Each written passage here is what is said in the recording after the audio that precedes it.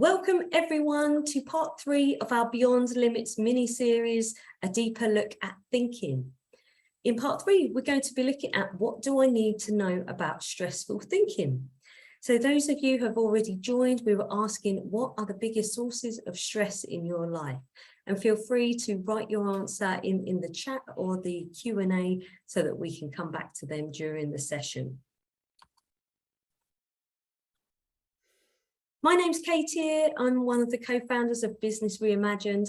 Our mission is to help people and businesses to realise their infinite potential and consistently feel and perform at their best. Now, the key to this is really helping people understand how the mind works. And that's something that Giles and I share a passion for, and one of the reasons why he's our special guest today. So just to recap what we've been looking at so far, this series is all about thinking. We started by looking at what is the role of my thinking when I feel and perform at my best, and moved on last week to what is the invisible driver of my thinking. I'm going to give you just a 2-minute recap of those so that we can spend most of the time today really hearing from Dr. Giles P. Croft on what do I need to know about stressful thinking.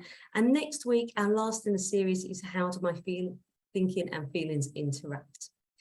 So really important to know all this.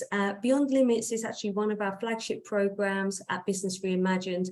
We help people to explore leadership, team issues, organizational issues, and really look at the thinking that's making all of that seem much heavier than it needs to be. But these are the foundational principles, and we really want to practice what we preach and pay it forward and share the understanding with as many people as possible. So if we start with session 1, we looked at peak performance. So the research shows that all of these aspects are improved when we're at our peak performance. We have greater resilience and well-being and accountability and clarity and all of these good things. And the neuroscience and research into flow show that a couple of things happen when we're in this state, our optimal state of consciousness, sometimes known as flow. The self disappears, so we stop thinking about all the kind of the negative self-talk and also putting ourselves front and center in our thinking. And also we experience effortlessness. So when we're at our best, it's a really easy and pleasurable state to be in. And we finished with this quote that skills and techniques are crucial, but mental clarity is always the deciding factor in our performance. And we know that when we think about athletes, don't we? Because we know sometimes the best athlete doesn't always win. And why is that? They should win, but we know that if they're not in a good state of mind, then their performance can get really affected. So we want everyone to start recognizing when are you at your best and what does that feel like, so we can tap into that more. Then we moved on to part 2, and this was looking at state of mind.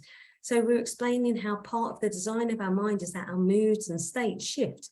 They can be high and they can be low. And we've all experienced that, I'm sure, when we're in a high state of mind, things feel easy and effortlessness. And we really enjoy feeling like that. We feel more connected and we have all of those peak states that we talked about. But when we're in a low state of mind, we can be more reactive. We can take things personally. And ultimately, we need to know this because we're not seeing the world, we're seeing our state of mind's version of the world. So when we're in a low state of mind, we have distorted thinking, and we need to be able to see that, because when we don't, the world feels very heavy and scary, and it can lead us to do all sorts of things that we shouldn't do or we wouldn't do if we were in a higher state of mind. So the last thing before I introduce Giles is part of the design of the mind, which is that the mind is a self-correcting system. Well-being is our natural state, and our thinking takes us out of that. And when we understand it and we learn to see the thinking for what it is, a product of our state of mind, and let go of it, we'll come back to our natural resilience and well-being. So that's the whistle-stop tour. I will follow up with the links to the first 2 sessions. But for now, let me start to introduce Dr. Giles Croft. The objective of this session is the same as with all the sessions. We want to help you see things differently, because we know that when we see things differently, we do things differently. And that is the real beauty about sustainable change. But Dr. Giles and I, we've met recently, but we're in the same field. We both work in the field of innate health. And that's really about understanding how the mind works, because we know that people do better when they understand how the mind works. But this was a testimonial from Giles's website, so I wanted to share this. The results I've achieved have reawakened my optimism and eagerness to take on more. It's totally liberating. I genuinely feel more relaxed and confident about the future. So that's available to everyone, and I sincerely hope you're going to get some of that today. Just to tell you a little bit about Giles and his background, Giles was a surgeon in the NHS for several years before seeing another way to help people by really understanding how the mind works. I love his posts on LinkedIn. Feel free to connect with him on LinkedIn. He's got great quotes, great mini videos, all about helping understand how the mind works. Giles, thank you so much for being with us today. I'm going to hand over to you. I'm going to stop sharing my slides and I'm going to come off video, and really looking forward to hearing your content. Thanks, Kay. There we go. There's me, all on my own. Okay. So welcome, everyone. Thanks for coming along to hear about a deeper look at thinking, and in particular, what do we need to know about stressful thinking. And it was interesting hearing what Kay was saying about stress and performance and state of mind and performance. And she said something. She said, we know that the best athlete doesn't always win. And I'm a very keen cyclist. I'm not as keen as I used to be. Cycling used to be my entire life. It used to be all I ever did, really, when I was single and living on my own. And I used to race bikes, used to race push bikes. And I don't know if any of you really, know how cycling works, and cycle racing works. If any of you are fans of watching the Tour de France that we've just had or anything, but it's incredibly difficult. You have to be really, really, really devoted. And I was really, really devoted. And I used to train all the time, all the time. I used to train as much as anyone who wasn't doing it professionally could possibly train. So I was out on my bike every single day at some point. And in races, I was often, well, not often, but there were several races I remember quite clearly that I prepared for so diligently and with all of my training and tapering and all that good stuff. And I knew that, and I could tell when we started that I was the strongest rider on the day. And I never won any of those races. Never won any of those races. I always used to show my hand too much and be thinking too much about my performance and when I should attack and when I should go and do this and do that, and there was a lot of mental activity going on. But I did once win a race. It's quite possibly the finest moment of my life. Don't tell my wife. There's a picture of me winning a race. That was a absolute every cyclist's dream. So it was a solo breakaway on the final climb. Now on that day, I was not the best athlete. I was definitely not the fastest rider. It was towards the end of the season. I'd pretty much given up my training. I couldn't really be bothered. It was something like the penultimate race of the season, and I didn't even really want to be there. I spent the entire day dawdling around the back of the peloton.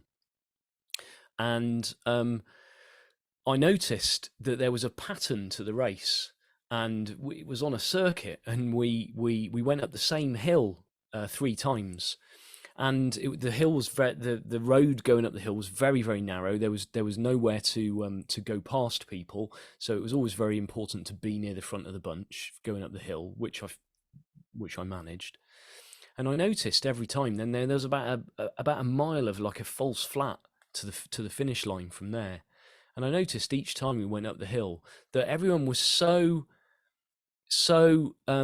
relieved that they'd got to the top of the hill without being dropped, that there was always a real lull in the action. There was a little dip in the road and there was a little lull.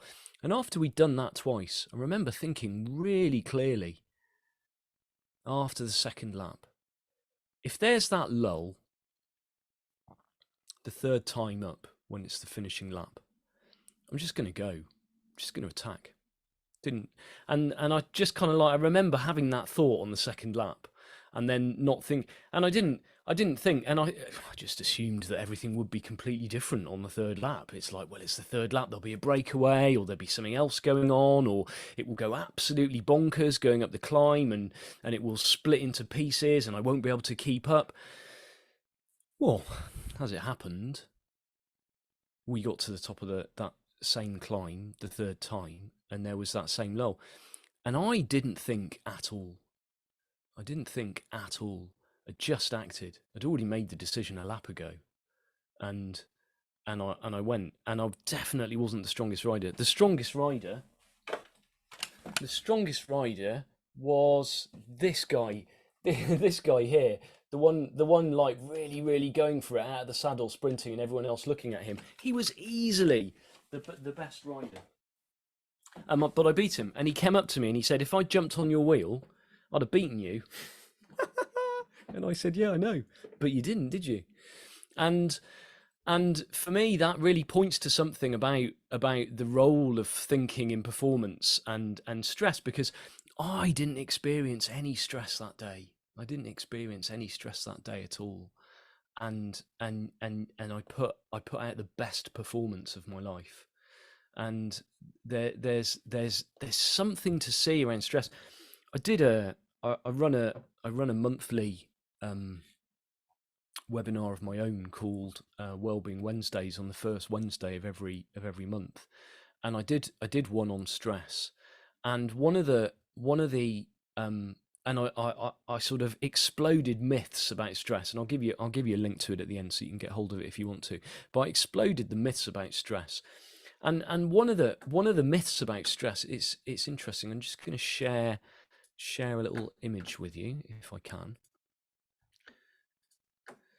So when it comes to something like physical performance, I think we you know we're used to seeing graphs like this. So here on the x-axis we've got training volume. Okay, so when I was training for riding those races, there was definitely an optimal level of stress, because if you don't train hard enough, you don't damage the body enough for it to recover during recovery periods and get stronger. And that's the way that training works. You've got to damage your body by stressing it, and then your body recovers and you come back stronger.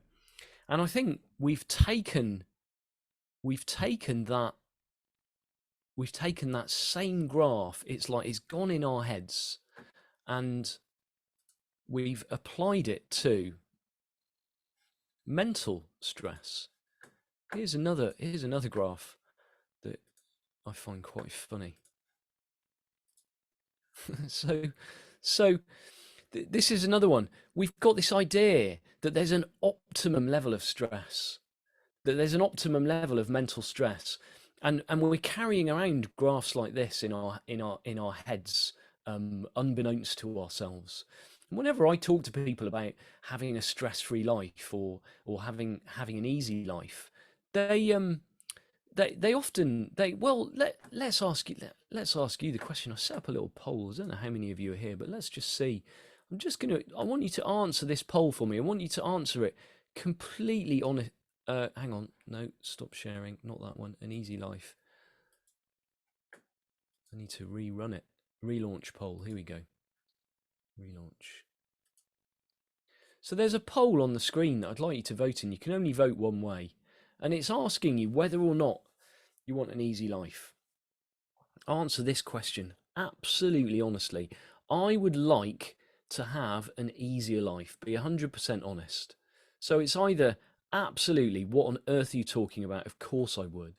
Or, well, or a straight no. It's like, no, I don't want an easier life. My life's absolutely fine right now. Thank you very much. Or there's one in the middle there, which is, well, kind of, but I suspect that I'd get nothing done. And I've said that you can say other, but you need to say what that other is in the comments.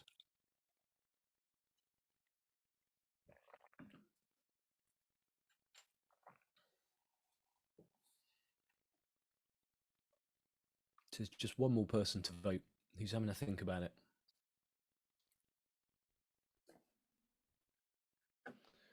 I'll give you 5 seconds more. 5, 4, 3, 2, 1.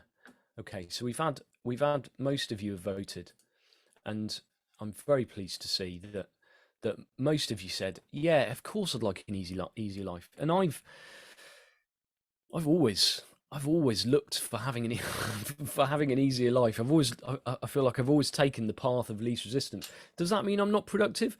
No, not at all. It means, I'm probably more productive now than I've ever been in my life before, and there's more stuff happening, and I'm busier than ever. And yet, at the same time, I feel I experience way less stress. So I had a couple of readings that I was gonna a couple of options of readings that I was going to share with you. And because you all answered yes, you do want an easy life, because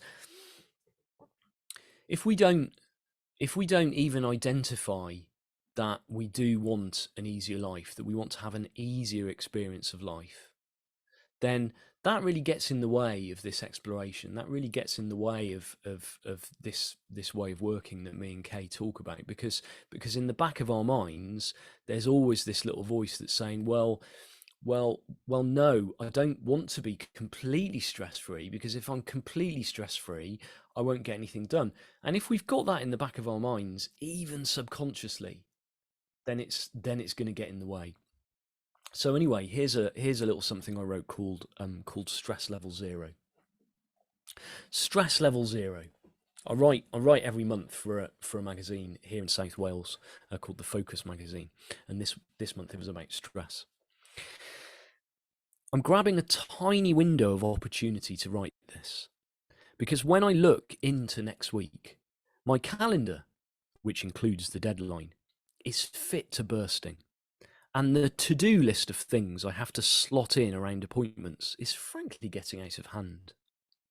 On top of this, every time I make the trip from the office to the kitchen for a cup of tea, I'm reminded of all the housework I haven't done. And yes, there's the child shouting to me for something again.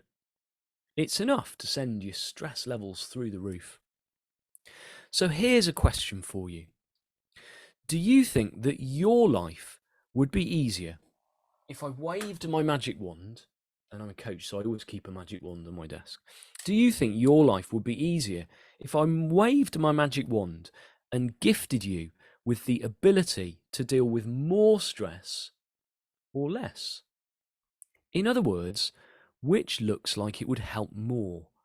A higher tolerance to stress or a lower one? We're going to answer this together. I've got another little poll here that I'm going to run, asking you that very question. So, which would serve you better, increasing your tolerance to stress or decreasing your tolerance to stress?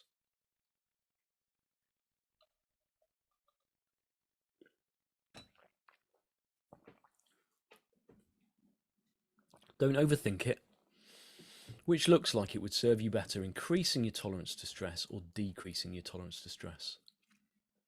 We've got 4 out of 5 of you who've answered again, which suggests that the 5th person might not be able to see the polls. All right, so here's the results.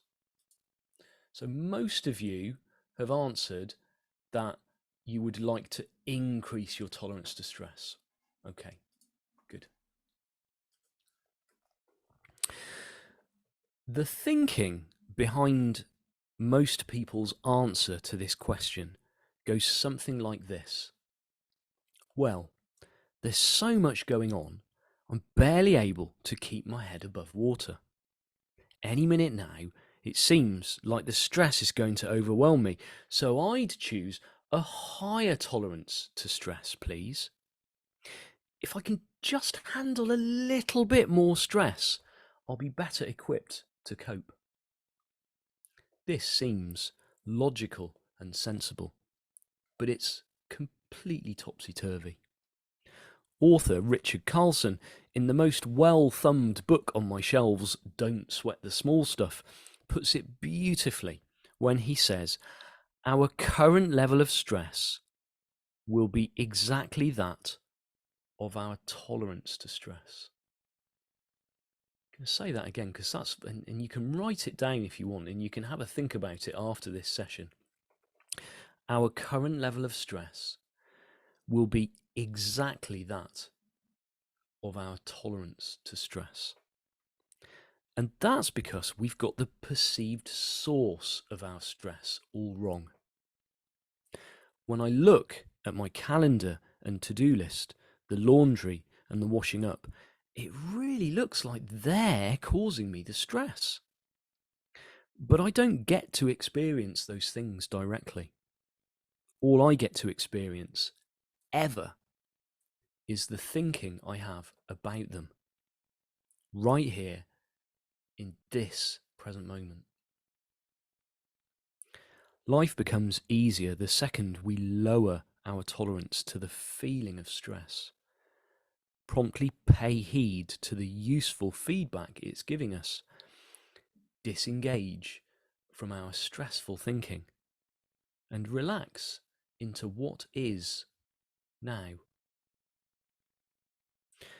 I was working with a client once who related an insight he'd had about the workplace between sessions. He said, I suddenly realised that when I retire, the list of stuff there is to do still won't be complete. I thought I could only feel good when it was all done, but it never will be. Then he burst out laughing at the huge sense of relief this had brought him. He'd seen the impossibility of stress somehow magically being transmitted from a bit of paper or a computer screen, a project plan, the demands of other people, or the sound coming out of a phone. It had landed for him that stress is a creation of the mind. And as a consequence, his work never looked the same again. Sitting here, writing this for you, my calendar is still bursting at the seams. The to-do list doesn't have any fewer items on it. Fairies haven't come and done the housework, but I'm here, now, experiencing stress level 0. With love, Giles.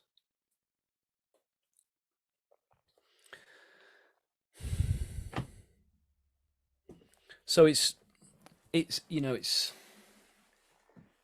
a big shift in our understanding of how our minds work to get across in 20 minutes. And like I say, you're more than welcome to get hold of the Wellbeing Wednesdays episode on stress. I'll type it in now before I forget to everyone. EP link. Yeah, if you do that, Giles, and I'll just start to close off the session with 2 minutes to go. But I just want to thank you for bringing a really different perspective on stress and doing it in a tiny amount of time. But we have a lot more people as well that obviously couldn't make the session as well that have registered that we'll be sharing this with. So hopefully you're starting to see in this series, we're just starting to see a whole different relationship with our thinking and especially with our stress, because if we change the relationship with stress, we have a completely different experience of our life. So I just want to finish up by saying thank you so much again to Giles. Thank you to everyone for joining. I'm going to follow up with a couple of resources, and our last episode that's going to be next week is going to be how do my thinking and feelings interact. So all of this making up that foundational understanding of how the mind works to help you feel and perform at your best more often. I'm going to close the video, but feel free to stay on and ask some questions. And thank you once again for joining. Bye, everyone. Thanks, bye.